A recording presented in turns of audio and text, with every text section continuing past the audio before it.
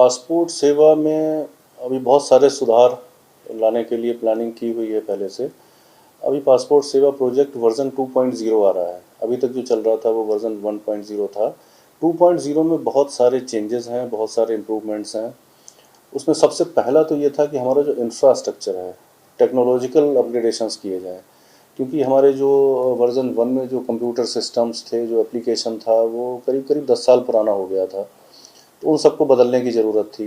तो इसके पहले फ़ेज़ में हमने जितने भी सीएससी सिस्टम्स हैं हमारे, जो जहाँ पे आप फ़ोटोग्राफ लिया जाता है, बायोमेट्रिक लिया जाता है, वो सारे कंप्यूटर सिस्टम्स बदल दिए गए हैं। सब जगह नए सिस्टम आ गए हैं ताकि प्रोसेसिंग फास्ट हो जाए।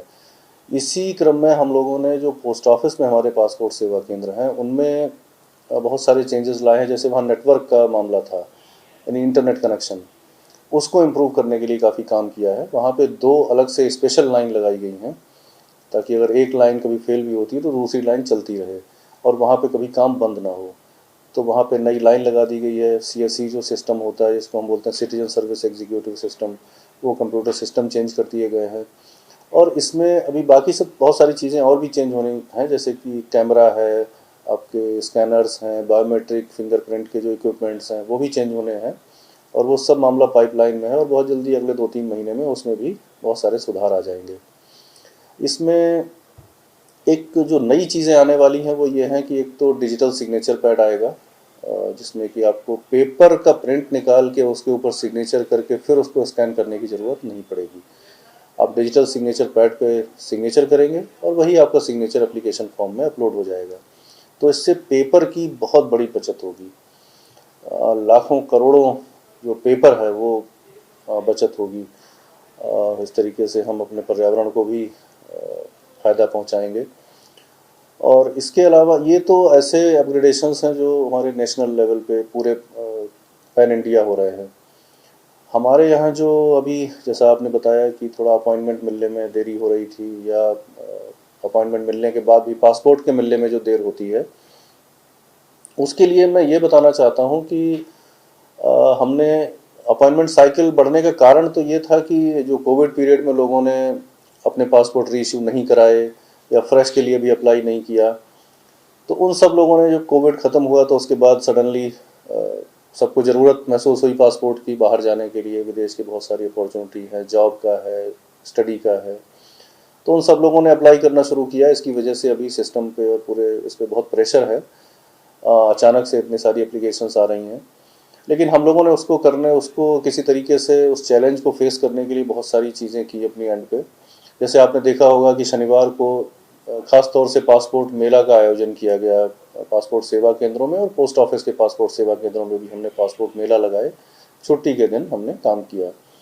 इसी तरीके से जो हमारा मेन ऑफिस है, यहाँ भी हम लगातार बहुत सारे शनिवार को छुट्टी के दिन काम कर रहे हैं ताकि जो एप्लीकेशंस हमारे पास आ जाती हैं उनको ग्रांटिंग की जा सके और जल्दी से जल्दी लोगों को पासपोर्ट मिल सकें।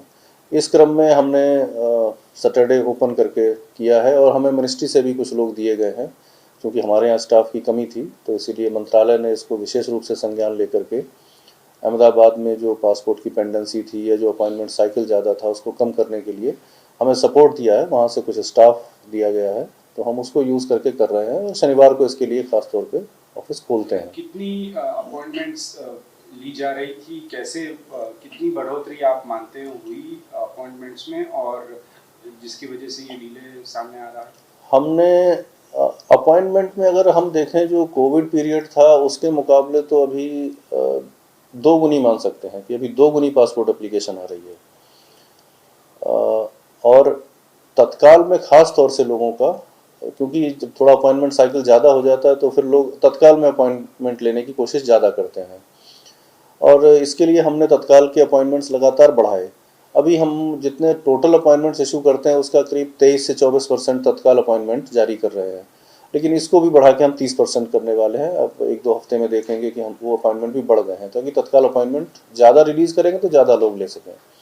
यहाँ पर मेरा एक खास आग्रह रहेगा सभी हमारे जो आवेदक हैं उनसे कि तत्काल अपॉइंटमेंट की सुविधा एक ज़रूरत के तौर पे प्रयोग की जानी चाहिए। जिसको तत्काल अपॉइंटमेंट की वास्तव में ज़रूरत है वही तत्काल अपॉइंटमेंट लें। जनरली लोग ऐसा देखा जाता है, सोचते हैं कि मैं 2,000 रुपये एक्स्ट्रा दे सकता हूँ तो मैं क्यों ना तत्काल अपॉइंटमेंट ले लूँ। तो मेरा आग्रह ये है कि जिनको पासपोर्ट की ज़रूरत 3 महीने के बाद, 4 महीने के बाद है, 2 महीने के बाद है, वो तत्काल अपॉइंटमेंट ना लें, ताकि तत्काल के स्लॉट उन लोगों के लिए खाली रहें जिनको वास्तव में तत्काल की ज़रूरत है, पासपोर्ट की बहुत जल्दी ज़रूरत है जिनको। सर, खास करके एक जो अपडेट आ रहा है, जो ई सेवा प्रोजेक्ट है, ई पासपोर्ट प्रोजेक्ट के तहत चिप्स लगाई जाएंगी पासपोर्ट में, क्या करेंगे इसके बारे हाँ, ई पासपोर्ट बहुत जल्दी आने वाला है, पाइपलाइन में है वो। और जैसा मंत्रालय ने प्रेस नोटिफिकेशन भी जारी किया था, बहुत जल्दी ई पासपोर्ट आएगा। उसमें पासपोर्ट में जो है चिप लगी होगी, जिसके अंदर एप्लीकेंट का प्रोफाइल, उसका जितना डाटा है वो सब रहेगा, जिससे हमारा पासपोर्ट और ज़्यादा सुरक्षित हो जाएगा, ज़्यादा सेफ और सिक्योर होगा।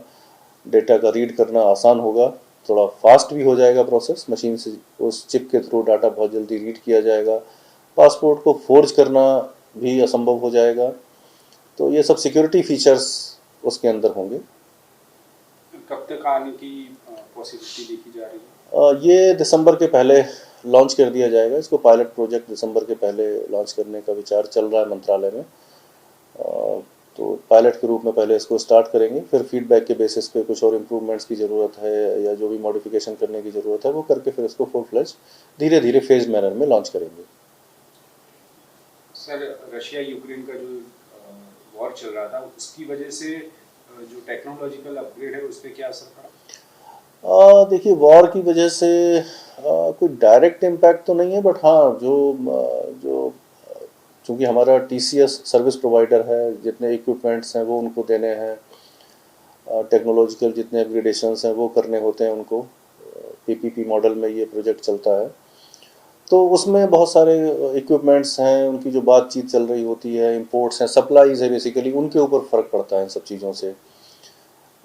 जब सप्लाईज़ में डिले होता है या नहीं पॉसिबल हो पाती हैं कुछ समय तक, तो उससे थोड़ा थोड़ा चीज़ों में डिले होना शुरू होता है। लेकिन उस सब के लिए प्रयास चल रहा है कि हम जल्दी से जल्दी बाकी जितनी भी हमारी चीज़ें जिस टाइमलाइन पे प्लान्ड हैं उस पर कंप्लीट करी जा सकें। ठीक है सर।